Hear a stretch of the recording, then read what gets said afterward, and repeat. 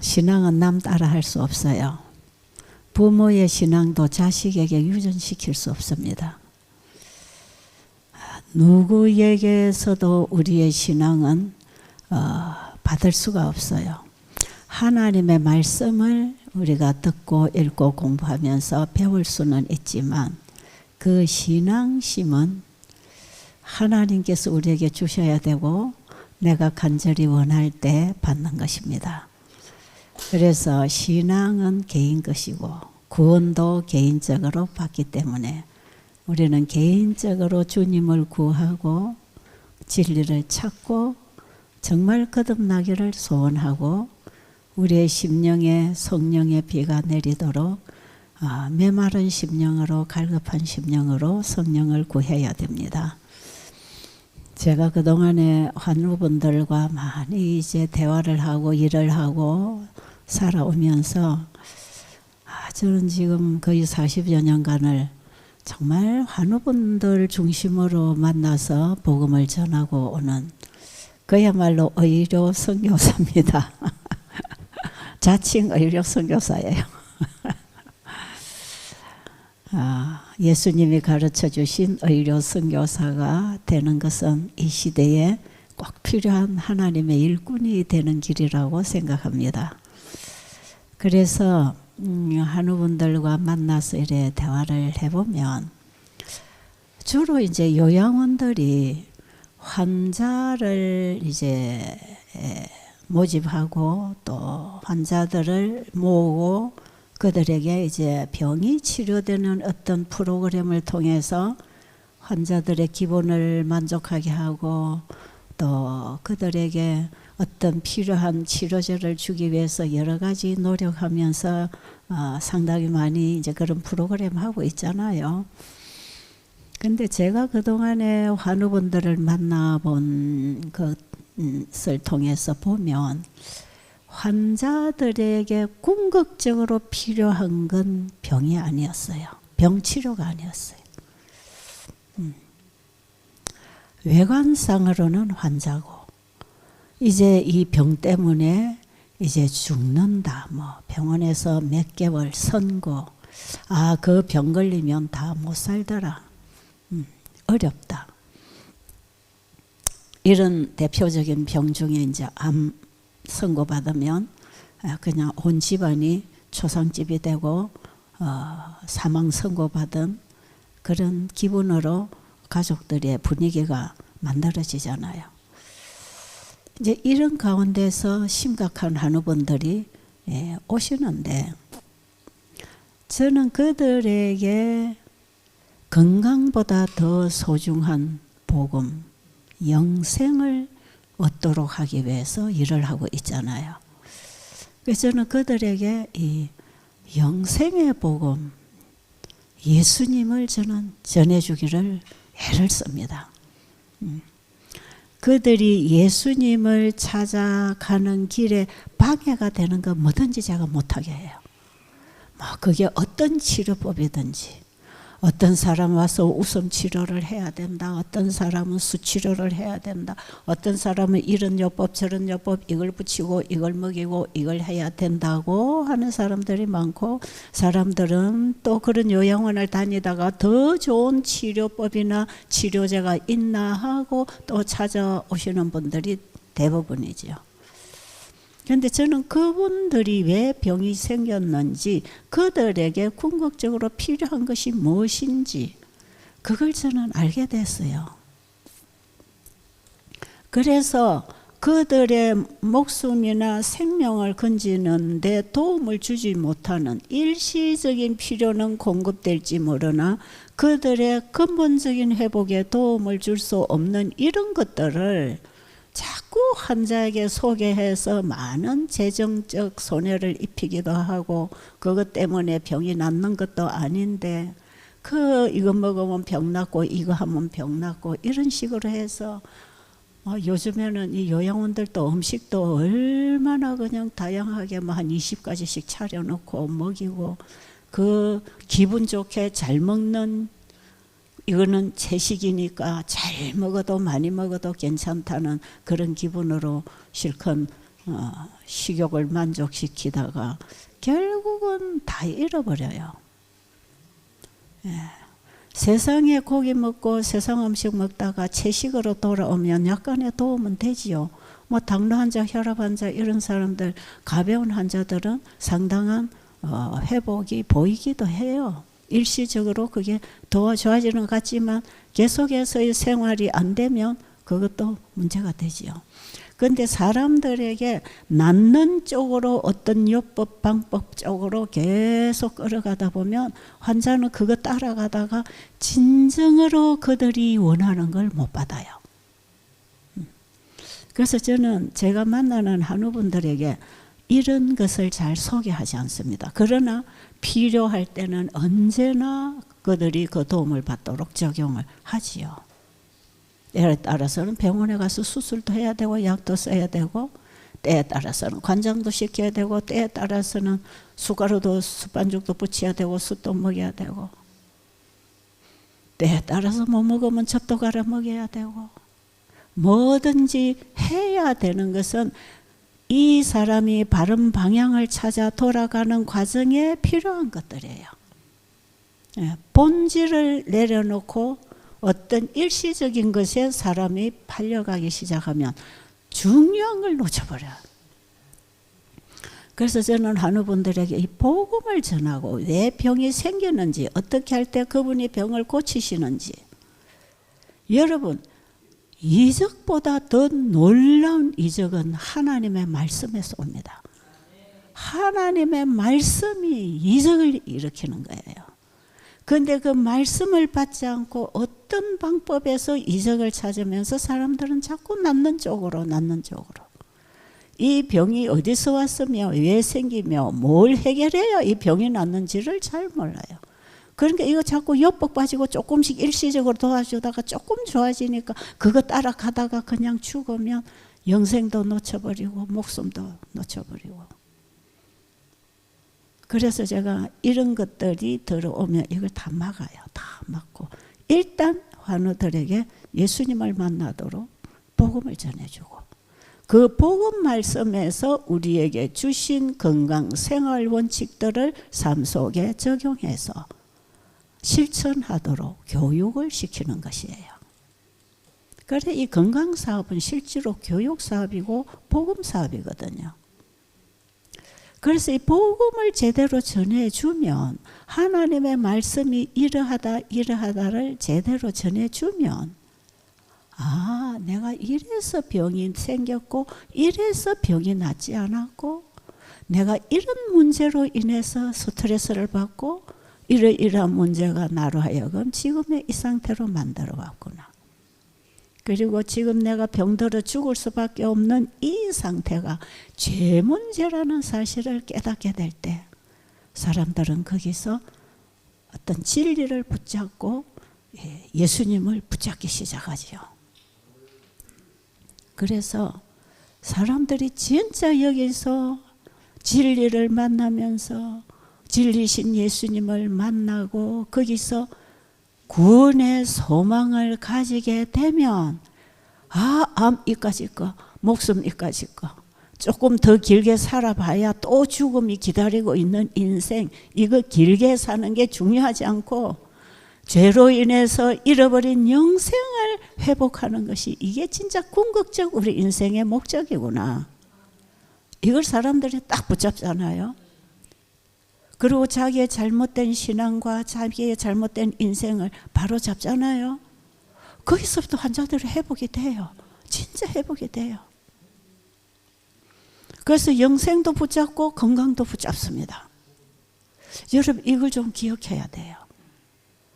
우리 한우분들 또 뭐 빨리 안 나면 이런 요양원 저런 요양원 이런 병원 저런 병원 찾아다니면서 뭐 항암제를 써야 되나 수술을 해야 되나, 물론 그런 것들이 필요할 때가 있어요.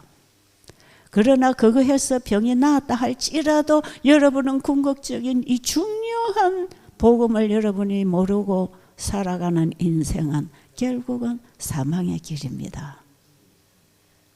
그래서 이 하나님이 영원한 복음과 함께 팔의 역할을 하도록 같이 붙여주신 이 건강기별은요, 건강이 목적이 아니고 영생을 목적으로 하여 우리가 하나님께로 돌아오는 과정에서 회복되는 기별이 건강기별이에요. 이걸 여러분이 좀 이해를 하시기 바랍니다. 자, 오늘 아침에는 제가 여러분이 가지고 있는 그 믿음, 그것이 사단에게 속아서 사단이 만든 모조 믿음을 가지고 신앙을 하는지, 성경적 하나님이 말씀하시는 그 믿음, 예수 믿음, 예수님이 가지시고 사셨던, 우리와 똑같은 인성을 입으신 예수님이 가지고 승리하시고 아버지의 뜻을 온전히 이루신 아버지와 하나 된 예수 믿음, 그 믿음을 가진 자가 마지막 성도가 됩니다.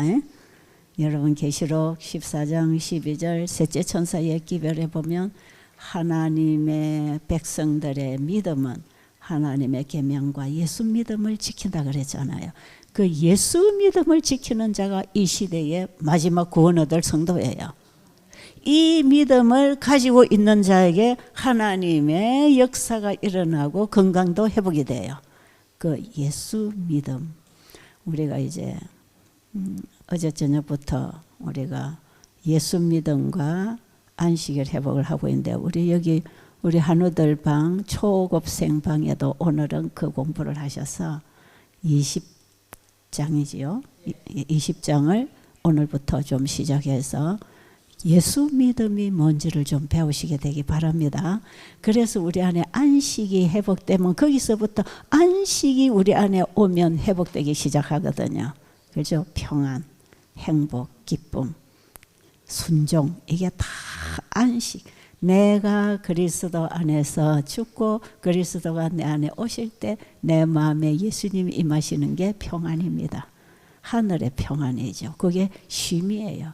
여기서부터 내가 살지 않고 그리스도가 진리로 나를 이끌어갈 때에 우리는 건강생활, 도덕적 생활의 순종이 이루어지는 것이고요. 이 안식일이 회복되면 다른 율법이 전부 다 우리 삶 속에서 이루어지게 돼 있어요.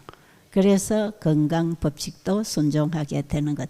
이것이 다 본질적으로 우리가 하늘에서부터 죄로 인해서 우리 조상이 잃어버린 그것을 예수님으로 인하여 다시 회복하게 되는 게 이게 복음이기 때문에 우리는 이 복음의 본질, 건강기별의 본질을 이해하는 게 대단히 중요합니다. 자, 그러면 이제 여러분, 내 몸이 나을까 안 나을까 그건 일단 내려놓으시고, 그게 목적이 아니라 했으니까 그건 그냥 다 내려놓고, 내가 앞으로 어떻게 살 것인가, 내 가족이 어찌 될 것인가, 내 부모 자식이나 남편은 또 어떻게 할 것인가, 이런 걱정 하나도 하지 말고, 내가 죽고 나면은 내 식구들, 내 애들은 누가 키울 것인가, 이것도 생각하지 말고 그만 다 내려놓고 너희 염려를 다 주께 맡겨라. 이는 그가 우리를 도우심이라. 믿으시겠습니까? 다 내려놓으세요. 그 다들 내 염려를 주님께 맡기면 이제부터는 그 염려가 내 문제가 아니고 누구 문제라? 주님의 문제. 맡으신 분이 고민할 일이라. 얘를 어떻게 도와서 이 문제를 해결할까? 우리하고 같이 연합관계에서 그분은 항상 우리의 일을 해주시기를 원하기 때문에 그분에게 맡겨놓고 우리가 할 일은 그분의 말씀에 순종하는 것입니다. 그러면 그분이 이루십니다. 자, 그러니까 우리 염려는 그냥 내려놓고 뭘 지금 생각해야 되나? 내 신앙 이대로 괜찮은가? 내 믿음 이게 올바른가? 예? 내가 알고 믿고 있는 복음 이게 진리인가? 여기에 여러분 관심을 가지시고 공부를 하려고 준비하세요. 오늘 아침에 제가 말씀드리고 싶은 내용의 제목은 사탄이 만든 모조된 믿음. 여러분 우리가 다 예수 믿는다고 하고 있잖아요. 하나님 말씀도 그대로 이루어질 걸 믿는다고 하잖아요. 하나님은 온 우주를 말씀으로 창조하셨기 때문에 그 하나님은 그분이 말씀하신 말씀은 다 이루시는 분이다. 그걸 여러분이 믿는다고 합시다. 그 믿음이 우리의 순종이 따르지 않는 것은 그 믿음 전부 허상입니다. 이해하시겠어요? 우리가 누구를 어떻게 믿어야 되는가를 배우기 위해서 첫째 천사가 창조주 경배, 창조주를 가르치고 있는 것이에요. 그러면 창조주를 믿는 믿음은 그분이 우주세계를 말씀으로 창조하셨고 그 말씀으로 지금도 우리에게 수많은 언약 관계를 맺으시고 우리의 필요한 모든 것을 허락하셨다. 그렇죠? 하나님 우리에게 말씀으로 다 허락하십니다. 우리의 영생도 말씀에 있습니다. 그래서 영생의 말씀이에요. 그럼 이 사실을 우리가 다 알고 있단 말이에요. 이번에 우리는 그거 다 배웠잖아요. 그래서 우리의 믿음이 말씀에 대한 믿음이 돼야 된다. 그리고 우리가 지금까지 병자를 위해서 그냥 고쳐달라고 열심히 눈물 콧물 짜고 기도해서 되는 게 아니라 건강개혁과 함께 환우들의 병을 위해서 기도해야 된다. 이제 이런 거 우리가 지금 배웠지요. 왜 하나님은 모든 창조물 속에 하나님이 일하시는 길이 있고 하나님의 법칙이 기록되어 있기 때문에 하나님은 법대로 일하시는데 그분이 세우신 법을 무너뜨리고 일하지 않기 때문에 그분의 말씀의 법에 따라서 우리가 생활개혁을 하면서 고쳐달라고 기도할 때 병자가 낫는다. 이때에 이적적인 방법으로도 치유가 되지만 점진적인 치유도 일어날 수 있다. 그러니까 기적적인 치유를 경험 못한다 할지라도 믿음으로 꾸준히 믿음의 삶을 살아가면 우리 몸은 회복할 수 있다. 그렇죠? 그러나 주 안에서 잠드는 자도 있다. 완전한 건강은요, 부활 때 얻는 것입니다. 이 땅에서 사는 동안은 절대로 완전한 건강 없습니다. 믿음으로 순종하는 것만큼 우리 몸은 회복하다가 수명에 닿으면 죽을 것이기 때문에 이 땅의 영생, 이 땅에 길게 사는 목숨, 그걸 구하지 마시고 영생을 구해야 됩니다. 마태복음 4장 1절부터 보면 예수님이 침례를 받으시고 광야로 가셔서 사탄에게 직접 시험을 당하십니다. 그거 잘 아시죠? 사탄이 여기는 직접 예수님에게 왔어요. 여러분 창세기 3장 15절에서 사탄이 인간을 미혹해서 선악과를 먹게 한 이후에 이제 이 지구는 사탄이 자기 거처고 자기 거라고 주장하게 돼 있었단 말이에요. 왜? 이 지구에 태어나는 모든 아담의 후손들은 전부 그 아비로부터 받은 죄성을 받아서 사탄의 명령에 굴복하고 따라 복종할 것이기 때문에 아담을 선악과를 먹인 후에 사탄은 박수를 쳤다 그랬어요. 기뻐 날뛰었다 그랬어요. 왜? 이 지구는 이제 내 거다. 그때에 주님께서 아담에게 선악과 왜 먹었느냐, 하와에게 왜 먹었느냐 다 질문하시고 조사하신 이후에 뱀에게 바로 너가 그렇게 했지? 내가 너로 여자와 원수가 되게 할 것이다. 절대로 얘들이 너만 쳐다보고 따라가도록 안 할 것이다. 너의 입에서 내가 꺼내서 다시 이 지구를 회복시켜 줄 것이다. 그 일을 위해서 내가 아담이 범죄한 자리에 가서 아담과 같은 인간으로서 내가 설 것이다. 그 창세기 3장 15절이에요. 여자의 후손으로 내가 가서 너와 싸울 것이다. 그 선언을 하실 때에 사탄은 약간의 두려움을 느꼈어요. 이 세상을 호락호락 자기 손안에 다 집어넣어서 영원히 자기가 지배하는 세상으로 만드는 데는 분명히 방해가 온다는 사실을 알았어요. 그러나 그런 약속이 있은 이후에 4,000년이 지나도록 예수님 오시지 않았어요.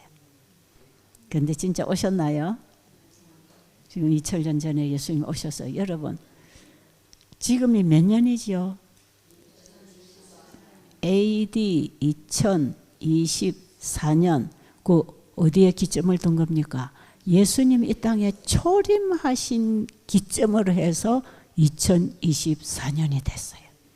이걸 예수님 오신 후, 주 후, 그다음에 BC는 주 전.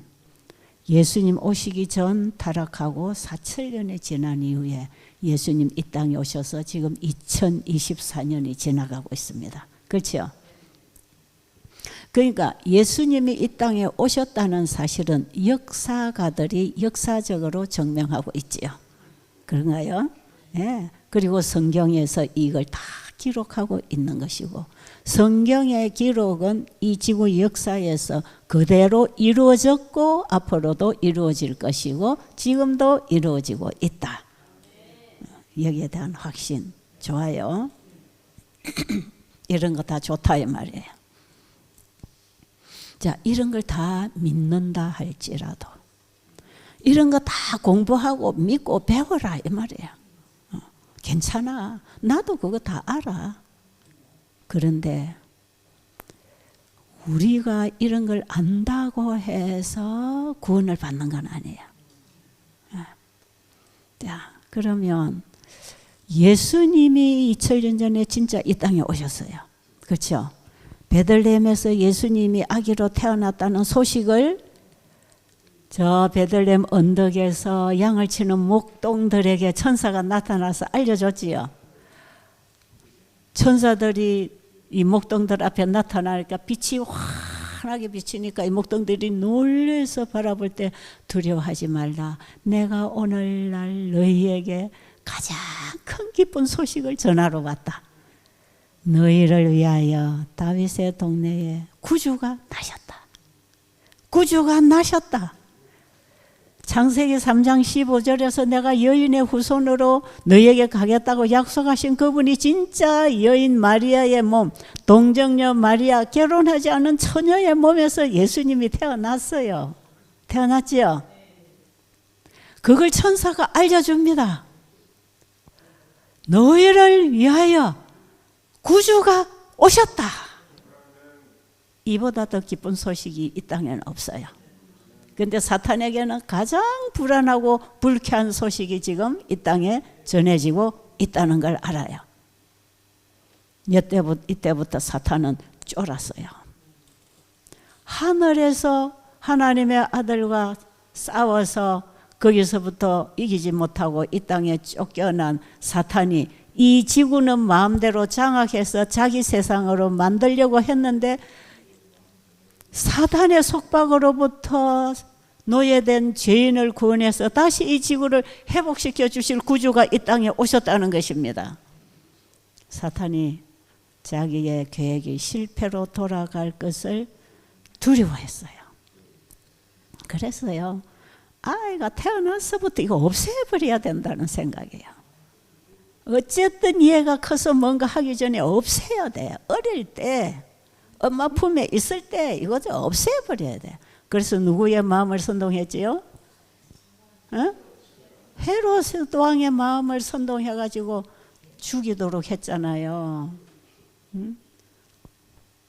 그래가지고 예수님 태어나서부터 죽이려고 했는데 하나님께서는 선사를 통해서 요셉과 마리아에게 나타나셔서 애굽으로 빨리 피하라 그랬지요.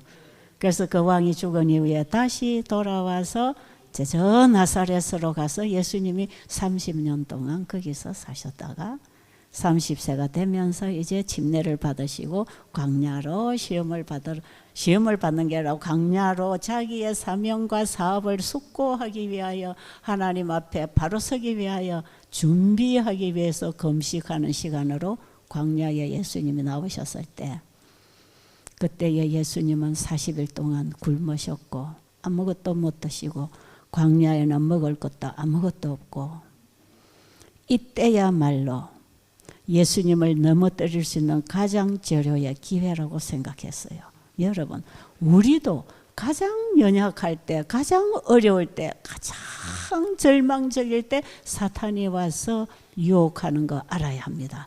그때에 넘어지면 이게 큰일 나요. 그래서 우리 정신력이 가장 약할 때, 우울증을 깊이 앓을 때, 의지력이 없을 때, 판단력, 분별력이 흐려 있을 때, 뭔가 급급하게 당한 문제가 나의 이성을 마비시키고 고민하고 하게 될 때, 이럴 때 사탄이 우리를 좌절시키고 넘어지게 하는 미혹을 가장 많이 가져옵니다. 진짜 그래요. 그래서 우리가 우울증이 있으면요, 사탄에게 참 잘 넘어갑니다. 의지력이 없어. 판단력이 없어. 이길 어떤 힘도 없어. 그때 딱 누군가가 사탄이 사람을 통해서 미혹거리를 집어넣으면 잘 넘어가요. 예수님이 지금 가장 연약할 때, 여러분, 예수님 우리와 똑같은 인성을 입었기 때문에 예수님이 야이시고 힘이 없으시고 금식을 40일을 광야에서 하고 잘 못 주무시고 못 드시고 고민하시고, 물론 아버지와 교통하시면서 영적 힘을 얻고 사명은 받았지만 육신을 가지신 예수님의 몸이 심히 허약해 있었어요. 그때 사탄이 가장 필요한 유혹거리를 가져왔어요. 자, 이 광야에 나오시기 전에 예수님이 요단강에서 침례받았지요. 침례받고 성령 충만함으로 광야에 지금 나오셨거든요. 그런데 예수님이 침례받으실 때에 하나님의 음성이 아들에게 들렸잖아요. 이는 내 사랑하는 아들이요 내 기뻐하는 자라고 하면서 예수님에게 성령이 충만히 임해서 하나님의 영광이 그 아들을 덮었어요. 이 모습과 이 음성을 그 광야에 침례받으시는 예수님 곁에서 사탄이 다 봤어요. 우리 눈에 보이지 않은 천사기 때문에 사람이 볼 수 없는 사탄이 그걸 다 봤어요. 하나님께서 이 아들을 인정하셨다는 사실을 다 봤어요. 그리고 예수님이 광야에 오셔서 40일을 굶고 허약하고 가장 지쳐있고 배가 고프고 허기감에 예수님이 힘을 잃고 계실 때 사탄은 탁 나타납니다. 그것도 어떤 모습으로요? 천사의 모습으로. 왜냐? 예수님은 이렇게 금식이 끝나면 이제 하나님께서 천사를 통해서 먹을 것을 주실 걸 알았거든요. 그때 사탄이 딱 나타난 거, 천사의 모습으로. 근데 뭐라고 합니까? 네가 만일 하나님의 아들이거든 저 돌이 떡이 되게 해서 어서 먹어라. 너가 할 수 있잖아. 조금 전에 침례 받으실 때 하나님이 이는 내 사랑하는 아들이요 내 기뻐하는 자라고 말씀하셨잖아요. 그런데 40일 금식하고 허약하고 지쳐있는 예수님의 몰골이 하나님의 아들답지 않다 이 말이에요. 만약에 이 사람이 하나님의 아들이라면 이 모양으로 이렇게 삐썩마르게 배고프게 내버려 둘 리가 없다. 이 예수님의 연약한 틈을 타서 사탄이 딱 들어오는 거예요. 진짜 네가 하나님 아들이냐? 40일 전에 침례받을 때 그런 음성이 왔지만 네 그거 진짜 믿느냐? 그렇다면 너를 이렇게 무섭고 메마른 광야에 40일 동안 이대로 먹을 것도 안 주고 내팽개 쳐놓겠느냐? 이제 이런 생각을 예수님이 하실 수 있도록 불어넣어가면서 네가 만일 하나님의 아들이면, 이 말이요 오늘날 우리에게도 똑같이 옵니다. 이 사탄은요 에덴 동산에서 하와를 꼬실 때 그랬어요. 하나님이 이거 먹지 말라고 하시더냐? 먹어도 괜찮아. 그러니까 하나님이 하신 말씀을 네가 다 들었고 알지만 믿지 마. 에? 네가 알아서 해. 그게 네가 사는 길이야. 똑같은 유혹을 지금 예수님에게 가지고 왔지요. 그렇죠? 같다고 생각하세요. 하나님은 분명히 이 선악과를 먹는 날에는 죽으니까 먹지 말라 그랬어요. 근데 사탄은 하나님이 진짜 먹지 말라 했느냐 이겁니다.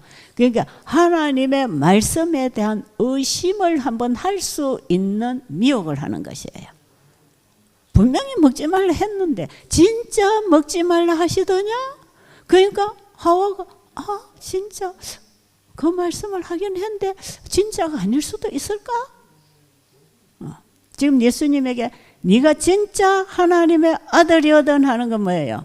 40일 전에 침례받을 때 너는 내 사랑하는 아들이라고 했는데 그래 내가 지금 이렇게 초라하고 배고프고 자신의 연약함을 보면서 하나님의 말씀에 대한 의심을 하도록 이끌었다 이 말이에요. 하와가 거기 넘어간 거거든요. 그러면서 먹어도 안 죽어. 나도 먹잖아. 그러니까 하나님의 말씀에 대한 의심을 하게 함으로 불순종을 하면 인간은 그 길로 끝나는 거야. 지금 인간의 자리에 서셔서 우리 인간을 구원하러 오신 인성을 입으신 예수님에게 똑같은 방법으로 지금 미혹을 하는 거예요. 그런데 사탄이 네가 만일 하나님의 아들이거든 하는 거기에 예수님은 아버지가 천사를 보내서 먹을 것을 주시려고 하는 게 아니고 사탄이 왔구나. 그걸 딱 알았어요. 분명히 아버지가 너는 내 사랑하는 아들이라고 했잖아요. 그런데 사탄은 와서 그거 너 믿지 마. 다시 한번 생각해봐. 그 말이 참이 않을 수도 있어. 그리고 예수님 지금 몹시 시장하시기 때문에 그 떡덩이처럼 생긴 광야의 그 돌덩어리들 그거 그냥 떡으로 만들어 먹을 수 있는 분이라 예수님은. 그렇죠? 이거는 예수님에게 꼭 알맞는 시험이지 우리에게는 그런 시험은 안 옵니다. 우리는 할 수 없기 때문에 안 와요. 그런데 예수님이 우리와 같은 인성을 입고 이 땅에 오셨을 때는 우리 인간의 대표로 서셨기 때문에 그거 하면 돼요? 안 돼요? 예수님의 신성을 이용했더라면 예수님은 실패입니다. 우리의 구속사업 실패예요. 예수님의 시험은 항상 네가 가지고 있는 신성을 써라. 하나님 의지하지 말고 네 지금 연약하잖아. 그런데 이거 연약하게 하지 마. 네가 가지고 있는 그 네 신성 써라. 그 유혹이 계속 왔잖아요. 십자가에서도 네가 하나님의 아들이면 뛰어내려라. 너도 구원하고 살아라. 그러니까 네가 할 수 있다 이거예요. 예수님과 할 수 있는 분이었어요. 그 예수님이 견디기 힘든 시험은 신성을 쓰게 될 상황이 왔을 때 그걸 쓰지 않고 믿음으로 아버지가 하게 하시는 게 예수님의 시험이었다. 예수님 그거 승리하셨습니다. 그럼 우리에게는요? 우리에게는 어떤 시험일까요? 항상 하나님이 내 안에서 일하게 안 하시고 내가 해야 되는 걸로 시험합니다. 뭐든지 네가 해. 네가 할 수 있잖아. 네 힘도 있고 재력도 있고 네 능력도 있잖아. 네가 해. 우리 여기 원장님이 그거 시험을 몇 번 받으셨다 그러잖아요. 그냥 자기가 능력이 있어요. 이 원장님은 집도 지어봤고 이 일을 일사천리로 잘 처리해 나갈 수 있는 이런 경험도 있고 아주 이런 능력이 있어요. 저는 이분이 왜 집을 지면서 저렇게 몇 년을 이걸 뭡니까? 공사가 안 되고 이렇게 어렵게 질질질 꺼면서 저렇게 시간을 많이 끌고 있을까? 됐나 하면 아직 안 되고 됐나 하면 아직 안 되고. 그렇게 제가 그 간증을 들으면서 그래. 내가 내 생각대로 내 계획대로 내 능력대로 착착 됐으면 이 복음 사업도 내가 했을지 모른다. 근데 하나님은 이 일을 시작하기 전에, 오픈하기 전에 하나님은 내 자를 굴복시키도록, 내 생각을 포기하도록, 그분이 하시도록 기회를 드리도록 하나님이 인도해 주셨다고 믿는다. 저도 그렇게 믿으면 좋겠어요. 그렇죠? 자기 포기는 매일 해야 됩니다. 근데 우리의 시험은 네가 해라.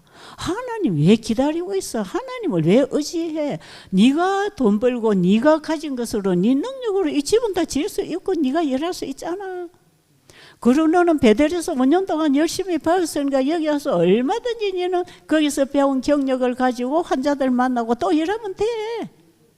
그랬을까요? 그럴 수도 있어요.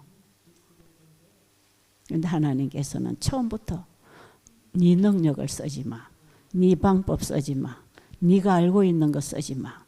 나를 믿어. 나를 신뢰해. 내가 해줄게. 나와 함께 일하자. 너는 나의 동력자로 나와 함께 일하자.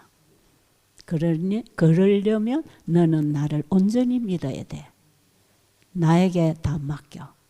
예수님의 믿음은 아버지께 자신을 온전히 맡기고 예수님이 가지신 모든 능력과 지식과 지혜는 쓰지 않는 것, 그게 예수 믿음입니다. 이게 우리 믿음이 돼야 되나요? 우리 믿음이 돼야 돼 이게. 그 예수님은 믿음의 모본이시다. 이렇게 화이분이 기록했어요. 그런데 우리는 자꾸 예수님의 행위의 모본을 따라가려고 그러잖아. 그래서 어떤 사람들은 예수님이 우리와 똑같은 인생으로 오셔서 철저하게 순종해서 의를 이루었으니까 우리도 예수님처럼 철저하게 선하게 순종해서 의를 이루어야 된다. 맞아요? 틀려요? 응? 한편으로 보면 맞는 것 같는데 본질적으로 잘못됐지요. 예수님이 전적으로 아버지께 자신을 드리는 믿음으로 아버지와 하나 됐기 때문에 아버지가 아들을 통해서 일하셨어요. 아담이 범죄한 이후에는 하나님이 아들을 통해서 지구 우리 인류와 연결하셨어요. 그게 뭡니까? 성소제도입니다. 그런데 예수님이 이 땅에 오신 이후에는 아들 안에서 아버지가 직접 일하신다. 응? 맞아요? 이 말씀 이해가 되십니까? 인간이 범죄한 후에 하나님과 인간 사이에 이 지구와 하늘은 분리됐어요. 그런데 누구를 통해서? 아들을 통해서 우리와 다시 연결했어요. 끊어지지 않았어요. 그래서 다 태어나고 산 거예요. 왜? 성소를 통해서. 아담을 내보내면서 에덴 동산 입구에 바로 제단 성소를 세웠잖아요. 그래서 인간이 범죄한 그 자리에 예수님이 죽으셨다 이 말이에요. 그게 성소예요. 예수 하나님은 우리 인간이 범죄한 이후에 아들을 통하여 만나셨지만 예수님이 직접 이 땅에 오셔서는 아들 속에서 우리와 만나신다. 그러니까 아들을 통해서 직접 우리를 만나기를 원하신다. 그래서요, 예수님 안에는요, 아버지가 항상 계셨고 예수님을 통해서 말씀하시고 일하시고 하시는 이 모든 일은 아버지의 일이었다. 그렇죠? 여러분 말씀 많이 봐서 알지요? 예수님이 바다를 잔잔하게 하신 것은 예수님이 하신 게 아니라 아버지가 하셨다. 아버지가 하시게 한 믿음이 예수의 믿음이다. 그렇죠? 자, 예수님은 이 광야에서 아버지에 대한 믿음, 그 믿음 관계를 깨지 않았어요. 전적으로 아버지를 신뢰했고 아버지가 아들 안에, 아들이 아버지 안에. 이 믿음으로 말미암은 의는 하나 되는 복음입니다. 아들과 아버지가 하나다 이 말이에요. 아들을 통해 하시는 일은 다 아버지 일이다 이 말이에요. 예수님 생애 전부가 그겁니다. 그럼 우리가 예수님과 하나 되려면 예수 믿음을 가져야 되는 거 아닙니까? 그렇죠?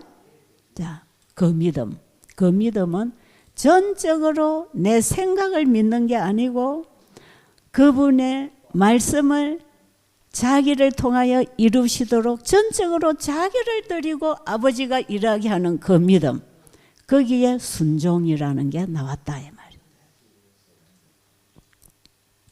그런데 예수님에게 사탄이 다가와서 떡이 되게 해서 먹으라 하면 먹으면 돼야 안 돼요?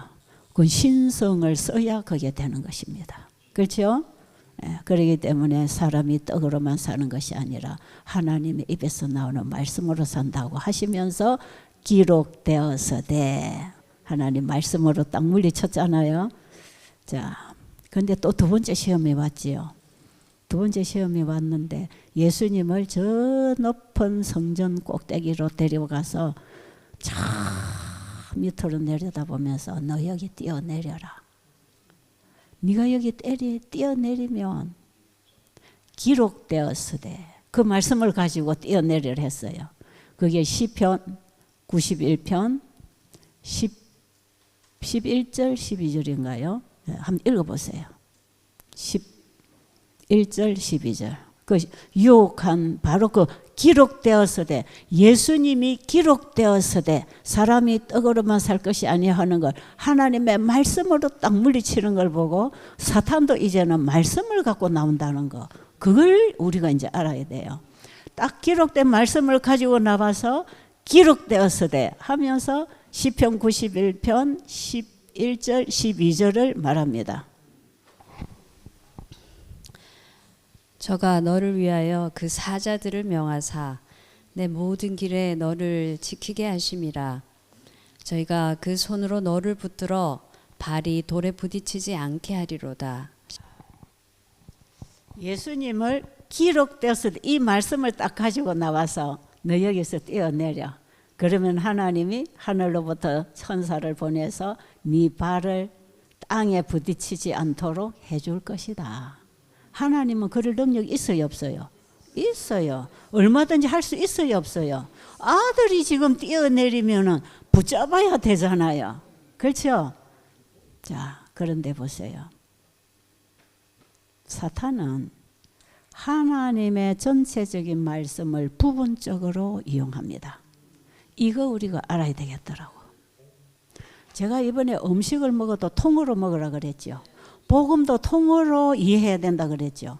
항상 사탄은 말씀 아닌 걸 가지고 나오는 게 아니라 말씀에 있는 걸 가지고 나와서 우리의 신앙도 말씀에 있는 걸 가지고 신앙하게 해요.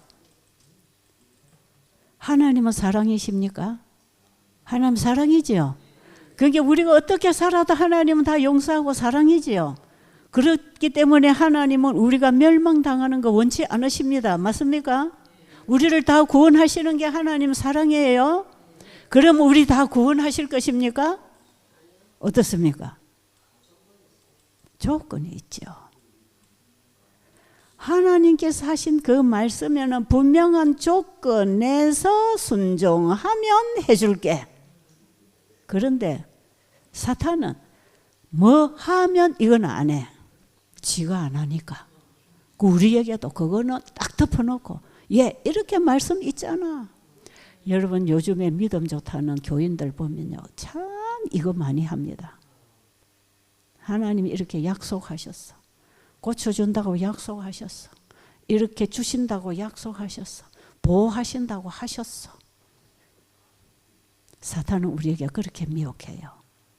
그런데 사탄이 기록되었으되 하고는 예수님에게 와서 봐. 하나님이 이렇게 말씀하셨으니까 너 뛰어내려. 그럼 하나님 너 붙잡아 줄 거야. 이것이 왜 하나님을 시험하는 참남죄가 될 것인가? 그 앞에 무슨 말씀이 있는지 아세요? 시편 91편 1절부터 보면요. 엄밀한 자의 그늘 아래 거하는 자는 지존자의 엄밀한 곳에 거하는 자는 전능하신 자의 그늘 아래 거하리로다. 지존자의 엄밀한 곳에 거할 때에 전능자의 도움을 받습니다. 그렇죠? 그래서 여기 다시 읽어보세요. 91편 9절 10절. 내가 말하기를 여호와는 나의 피난처시라 하고 지존자로 거처를 삼았으므로 화가 내게 미치지 못하며 재앙이 내 장막에 가까이 오지 못하리니. 이게 바로 그 앞절에 있는 조건입니다. 네가 지존자의 엄밀한 곳에 그분의 거처에 거했으므로 어떤 화가 너에게 미치지 않을 것이다. 그분의 보호 안에 있어야 됩니다. 그분 안에 있다는 것은 그분의 법칙 안에 그 말씀 안에 산다는 것이에요. 그렇죠? 이렇게 됐을 때 하나님은 어떤 문제가 생겨도 보호하실 것이다. 그러니까 사탄은 네가 그리 하면 이거는 딱 떼버리고 이렇게 약속하셨어. 여러분 생각을 가만히 해보세요. 여러분 신앙 어떤가 한번 보세요. 나도 어떤 부분적인 말씀만 딱 붙들고 그걸 주장하고 있지 않습니까? 그래서 어떤 모험을 하지 않습니까? 야, 하나님 이 말씀하셨는데 진짜 이래 하나 안 하나 보자 이렇게 또 시험하고 있지 않습니까? 여러분 사탄은 예수님을 성전 꼭대기까지 데리고 갔지만 뛰어내리는 것은 예수님이 결정해야 돼요. 그렇죠? 사단이 유혹은 하지만 뛰어내리는 건 내가 결정하는 거라. 그 유혹을 받을 것인가 안 받을 것인가는 내가 결정하는 거지요. 그때 예수님 뭐라고 그러셨어요? 주 너희 하나님을 시험하지 말라. 왜 하나님 말씀을 시험하느냐? 여러분 우리는 하나님 말씀을 놓고 이렇게 시험하지 말라면 이것이 추측하는 믿음이라. 시대의 소망 한번 읽어주실래요? 네. 믿음은 조금도 추측과 관련이 없다. 참된 믿음을 가진 자만이 추측하는 일에서 벗어날 수 있다. 추측은 사단의 모조판 믿음이기 때문이다. 믿음은 하나님의 약속을 주장하고 순종의 열매를 맺는다. 추측도 약속을 주장하지만 사단이 그러했듯이 범죄를 변명하기 위하여 이용한다. 시대의 소망 126. 추측은 모조판 믿음. 자, 하나님이 천사를 보내서 네 발이 땅에 부딪히지 않도록 해주실 것이라고 기록했기 때문에 그렇게 할 거라고 추측한다 이 말이에요. 하나님 약속했으니까. 사탄도 그 말씀을 다 안다 이 말이에요. 그런데 참된 믿음은 그 하나님의 약속하신 말씀에 대한 순종의 열매를 맺는다. 그게 다릅니다. 우리가 그동안에 말씀만 많이 보고 읽고 공부는 했지만 정말 순종의 열매를 맺었나요? 그러니까 건강도 하나님이 고쳐주시는 분이야. 성경에 보면 많은 병자 고치셨어. 그러니까 하나님도 내 병을 고쳐줄 거라고 믿어. 믿습니다로 믿어. 여기에 말씀하셨는데 고쳐주십시오. 제가 지난번 어디서 한번 그런 얘기 했죠. 미국서 제가 세면할 때 어떤 분이 간암이 간말기 환자가 돼가지고 교회 온 교인들이 금식기도 하고 철야기도 하고 신유의 은사 받은 목사들에 가서 다 안수기도 받고 그 병 때문에 그러다가 안 되고 안 돼서 제가 그때 세면하는데 왔던 환자 와서 믿음이라고 하는 것은 말씀에 대한 믿음이고 그 말씀을 우리가 순종할 때 하나님의 약속이 이루어진다. 우리는 받음으로 살되 하나님 주신 말씀을 받음으로 그 말씀으로 살 때 사는 것이다. 믿음은 순종이 동반된다. 무조건 깡으로 믿습니다. 믿음은 해주겠지. 이건 내 신념이고 추측이다. 신념신앙, 추측신앙은 건물입니다. 그런데 이분은 그렇게 몇 년을 교회가 기도하고 금식 기도하고 신유의 은사 받았다는 유명한 목사들은 한국 기도원까지 와서 다 안수받고 가고 해도 병이 점점 악화되고 죽게 되니까 하나님에 대한 믿음까지 놔버렸다 그랬잖아요. 목숨도 끊어져 가는데 하나님에 대한 믿음까지도 끊어져 가니까 가운데 죽어가고 있는 거예요. 그래서 여기 와서 이 복음을 받고는, 이분은 장로교 장로거든요. 그런데 여기 와서 복음을 받고 보니까 자기 믿음이 잘못됐다는 걸 알았어요. 나는 하나님이 약속하신 약속 그대로 믿고 있어. 믿으니까 해달라고 구했지요.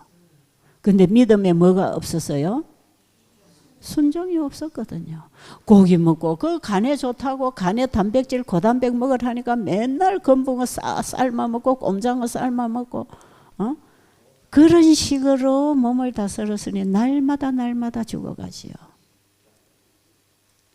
여러분, 우리의 신앙 신념신앙인지 추척신앙인지 미신신앙인지, 믿기는 믿는데 미신적으로 믿어도 말씀이 그대로 될 걸 믿고 순종을 하는 게 성경적 신앙입니다. 그게 예수 믿음입니다. 아버지에 대한 절대적인 신뢰가 있었기 때문에 자기를 내려놨고 말씀을 받고 살았다. 그렇죠? 자기가 죽었으니까 이제 내가 주인이 아니잖아요. 아버지가 주인이라. 아버지 말씀에 순종하는 게 종이잖아요. 그게 예수 믿음이었단 말이에요. 예수 믿음. 그 믿음의 본을 예수님 우리에게 보이셨어요. 우리는 우리의 영역에서 순종하고 사는 거고, 예수님은 예수님의 영역에서 순종하셔서 우리의 구속 사업을 이루셨고, 우리는 아무리 순종해도 내 구원 사업을 내가 이룰 수 없어요. 인류의 구원도 내가 할 수 없는 것이에요. 예수님하고 우리는 서로 영역이 다릅니다. 그러나 우리에게 한 가지 본을 보여주시는 건 믿음의 본이다 이 말이에요. 그래서 그분은 믿음의 주요 또 온전케 하시는 분이기 때문에 우리의 믿음은 그분으로부터 받아야 한다.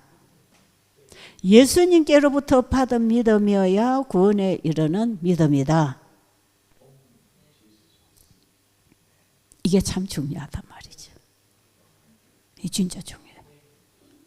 그러니까 여러분, 그냥 하나님 약속 믿고 낫게 해달라고 복 달라고 뭐 지켜달라고 기도했는데 왜 교통사고가 났냐, 왜 죽었냐, 뭐 했냐, 여러분 그런 거 불평할 거 하나도 없어요. 우리 믿는 건 전부 엉터리예요. 사탄이 준 모조 믿음, 모조 복음, 이런 것들이 율법주의, 그 다음에 추척 신앙, 그 다음에 신념신앙, 이런 것들, 지금 미신신앙, 열심히 기도 많이 하면 응답해 주는 것처럼 이 미신적인, 우리의 노력이 많을수록 그분은 응답을 준다. 그러니까 응답이 안 되면 내 기도가 부족했어. 그러니까 또 철야기도 하고 금식기도 하고 자꾸 쩔라대면 주는 거냐. 이 전부 미신, 우상을 믿는 미신신앙. 여러분, 이런 게 다 모조된 신앙이고 모조된 복음이에요. 그런 지금 여러분 내 신앙 지금까지 해온 거 이거 이대로 괜찮은가? 한번 살펴보자 이 말이에요. 예수님이 광야에서 시험 받으신 그 세 가지 시험이 오늘날 우리 전반적인 시험거리예요.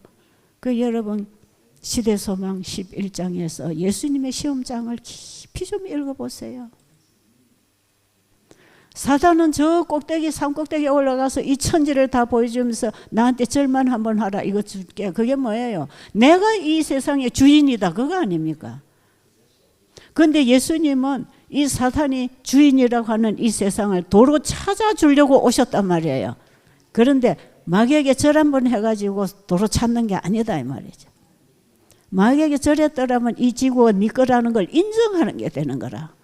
예수님 그 인정할 수 없어요. 이 지구가 누구 건데?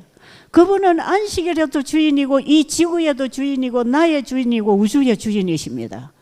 사탄이 주인이 될 수가 없어요. 그런데 예수님은 너무나 합법적으로 공의롭게 죄인의 죄를 처리하시고 이 지구를 도로 찾아줄 것입니다. 절 한번 해가지고 이런 방법으로 이 지구 찾으러 오신 게 아니에요. 십자가에서 죄인의 죄를 대속해서 죽으셔야 죄인이 풀려나는 것입니다. 왜? 죄의 싹은 사망이기 때문에 그 사망을 예수님이 대신 죽으시고 죄인을 죄로부터 풀어주셔서 이 지구를 도로 주실 거 아닙니까? 예수님은 하나님의 공의로우신 법칙대로 일을 하시고 승리하시고 지구를 도로 찾아주셨습니다. 우리는 그 믿음으로 구원을 얻을 수 있습니다.